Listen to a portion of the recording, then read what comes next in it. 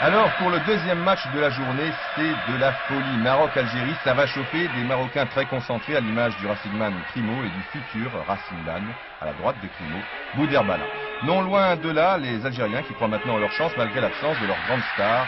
On a espéré au dernier moment, et oui, que Rabat Madjer serait de la partie. Finalement, cela n'empêche pas les Blancs de réaliser un bon début de match. Vous avez vu un bon tir de Ferraoui et maintenant une action encore plus dangereuse avec à la suite de cette passe de Boafia de ce centre de Ferraoui, Jamel Ménad qui arrive un dixième trop tard et qui se heurte finalement à Zaki, arrivé la veille de Mayor.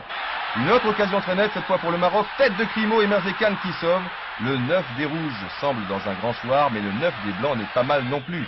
Jamel Ménad réussit un joli centre, et là encore, il ne manque pas grand-chose à Belloumi.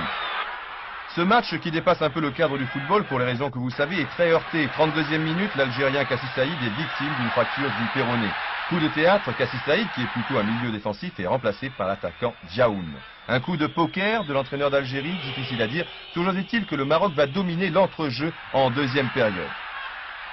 Crimo pour El Garef, qui réussit à bien redresser le ballon, tête de Bouderbala, but d'El Adaoui, 1-0 à la 52e minute dans un stade survolté.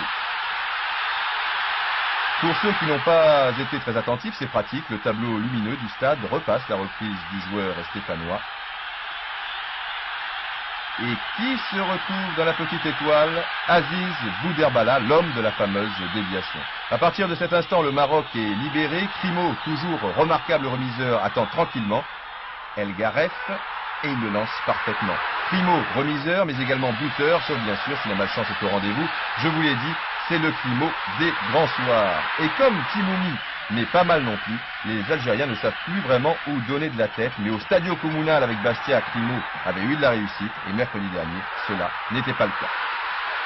Indiscutablement les plus belles 25 minutes de cette première semaine. Dommage simplement que les crampons aient volé bas de part et d'autre. Dans ces conditions, les artistes comme Timoumi ou comme l'Algérien Belloumi n'avaient pratiquement aucune chance de s'exprimer. Je vous ai dit que les crampons volent bas, c'est une erreur. En fait, ils volent haut, très haut, à l'image de cet attentat de Tidjani sur Belloumi. Carton jaune seulement pour le Marocain, alors que le rouge était 100 fois mérité. Si les arbitres ne prennent pas les choses en main, il n'y aura plus beaucoup d'artistes en l'an 2000. Score final, 1-0 pour le Maroc. Écoutons El Adaoui. Vous avez l'impression que le Maroc est en léger mieux maintenant, après le premier match un petit peu décevant? Ouais, c'est toujours comme ça le premier match. Le premier match c'est toujours comme ça, une pression et on n'a pas été toujours dans un camp d'entraînement pendant une semaine ou plus pour essayer de retrouver notre football. Hier soir, pour le troisième et dernier volet de ce groupe A, l'Algérie a battu le Zaïre 1-0 alors que le Maroc et la Côte d'Ivoire n'ont pu se départager, 0-0. Le Maroc, premier avec 4 points, est qualifié pour les demi-finales, mais l'Algérie et la Côte d'Ivoire se retrouvent à égalité de points, égalité également au goal average. Finalement, on a eu recours au tirage au sort et c'est l'Algérie qui a été désignée.